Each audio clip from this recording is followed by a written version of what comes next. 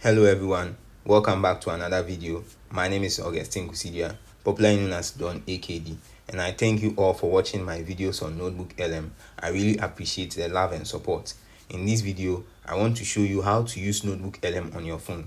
So whether an iPhone or an Android phone, it will work the same. So let's jump right in. So first of all, this icon with the black background and with some circles, white circles on it, that's NotebookLM. If you want to get it on your iOS, you go to App Store, you search for NotebookLM.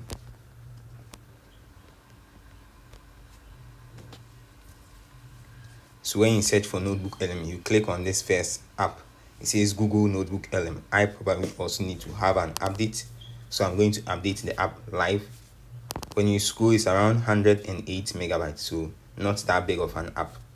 And the latest update was push notifications, whereby you can start generating audios, videos, slide decks, and then when you exit the app, they will send you a notification when that is complete. So that's actually very good, because we know that with the audios and the videos, they really take a long time to generate, and so having notifications that is done is really helpful. So now I'll open the app. Let me even look at the preview. So here is how the new app is like. So this is how your home page is going to be like with all your notebooks, and then you are going to be able to create audios, videos, and then basically upload your sources from here. Here is the audio overview. Here is being able to ask questions in the chat panel, and here you can send sources from anywhere to NotebookLM. So now when I open the app, here is mine with my notebook, and so here is how it looks like. So here you can see your recent notebooks. These are the notebooks that you shared. Here is notebooks arranged per the title, and here is notebooks that you have downloaded. So now let me just click on recent notebooks. At the top here you can see the Google button, and then you can access all your Google accounts and then manage your subscriptions here. At the bottom you can see this camera icon. When you press on it, you can allow NotebookLM to access your camera, and so now I can be able to use the camera to take a picture of anything and insert it right there.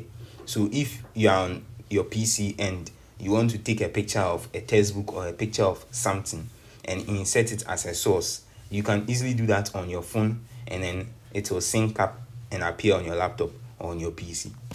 Here you can also add sources from that create new button at the bottom, whereby you can search on the web, add PDFs, audios, images, websites, YouTube, and copy text. So any of these you can insert. So if you have any source on your phone, most likely you are going to have audios and some videos on your phone. You can insert them right here. So for example, if you have, say, an MP3 file, you can take an MP3 file and insert it right there. So as you can see, these files are not working, but when I go to my VLC folder, you can see that I'm able to access these files. So if you have a lecture recording and you want to transcribe that lecture recording, you can click on that audio file. Images the same, websites, YouTube links, very easy to do. So yeah, when you click on a notebook like this, it's going to load up pretty much the same way as it does on PC. The only difference is that here some options are not really that fully fledged. So you can click on the inline citations, but then you can't jump over. You understand? So if I click on an inline citation, I can't jump over to the sources to be able to reveal it well. So you can only have the hovering feature, and also there isn't the bottom button, so the button to scroll all the way to the bottom. So most of the time when it opens, it might not open up to the latest chart, so you have to scroll all the way down to the bottom. So for me like this, I have to scroll all the way down to the bottom to be able to see the latest chart. But if you again have to scroll all the way just to be able to see the chart from the beginning. So that's how it is. There isn't really, as I said, a search button here, and on PC we had a workaround being Control F, but on mobile there isn't really any workaround that I've seen. So at the bottom here you can click on the sources button and review all your sources. So as I said, if there is a source on your phone which you want to easily bring onto your notebook, you can use that here. When you press here, that's a chat pin, and here is a studio. Now, a little things to note about the studio: you can see all your generated studio outputs that you generated on your laptop or on your PC right here on your phone. What you won't be able to see, I think, is the slide deck. You won't be able to see the slide deck on your phone, I think so. Correct me if I'm wrong, but the slide decks don't appear, and also the mind maps don't appear. So when you generate any mind maps, they won't appear on your phone. That's quite unfortunate. But then all the studio outputs appear on PC or on your laptop. But as you can see, we can see the audios, the videos, the flashcards, and also the quizzes, which are the most important. If I press on any of them like this, if I press on the flashcards, it's going to load up the same way as it does on PC. I can see the question, press on it to reveal the answer, press on the green button that is correct, or press on the red button that it is wrong. So again, you can click on this button, restart, shuffle, and delete. Unfortunately, you can't download it as a CSV file on mobile. So again, same as the quiz, when I open the quiz and I have it here like this, I press on any one of them, it reveals the answer, and then I press on next. If I press on this button, it's a hint about the answer.